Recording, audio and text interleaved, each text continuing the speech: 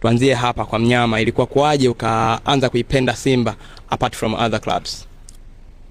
Simba ni babangu ni Yanga, dada yangu ni Yanga, kakangu ni Yanga, kakangu ni Yanga, mamangu ni Simba.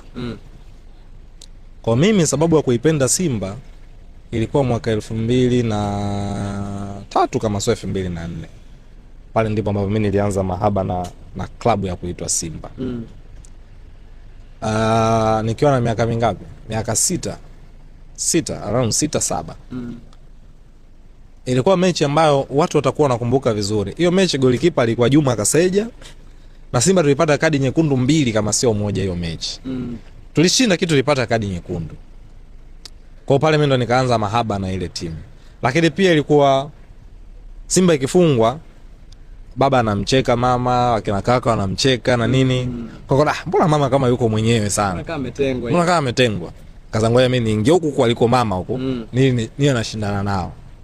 Kwa hiyo ile kanitengenezea kwamba familia mne wengi ni Yanga. Mimi tu mama akisafiri mimi niko peke yangu ndo Simba. Kwa mimi nikawa nabishana nao pale baba nani. Pamoja na kwamba Simba wangu, baba alikuwa anatupenda sana. Kwa anatupenda mno. Yaani akienda kinunua jezi atamletea kila mtu jezi. Ikiwa mechi yangu Simba, radio haina battery, baba atafanya kile aliwezekana battery ziwepo nisikize mpira kwa Ezekiel Malongo pale TBC Taifa ama Radio 1. I mean Radio Tanzania. Au Radio Free kama walikuwa wanatangaza, mwana wakina Tom Chilala. Kwa hiyo hata kwenye TV wakiwa wanaonesha mzee atafanya kila kitu kama mafuta generator kwa sababu umeme ulichelewa kufika. Talazimika kwamba niangalie mechi zangu. Kwa hiyo ile nilitengeneza. Kwa hiyo ikanifanya upende sana mpira na mazingira ya nyumbani tuna ushindani mkubwa. Kwa ile nilienjoy sana. Mimi nilienjoy sana kubishana nao. Na mpaka kesho babangu aza akanipigia tukabishana, kaka dada, lakini wengi kwetu sisi ni Yanga Afrika. Yaani kwenye familia nzima katika watoto wa mzee peke yangu ndo Simba, watoto 6 peke yangu ndo Simba. Peke yangu ndo Simba.